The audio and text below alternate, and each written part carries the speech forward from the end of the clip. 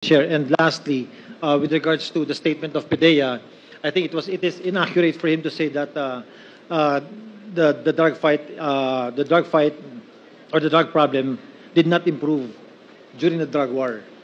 I can say that in my city, when I was mayor, nag-improve yung nag-improve yung situation namin during the drug war because yung police namin nagtrabaho talaga sila. As a matter of fact, during the course na marami silang hinuli, in less than 2 months, Mr. Chair, there are over 900 people who surrendered in front of my city hall when I was mayor.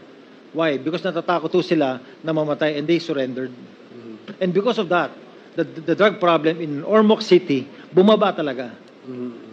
So, it is not accurate that the Director General said na hindi nag-improve ang situation. At least in my part, as mayor, and I can only speak for myself, nag-improve yung aming lugar. Yes.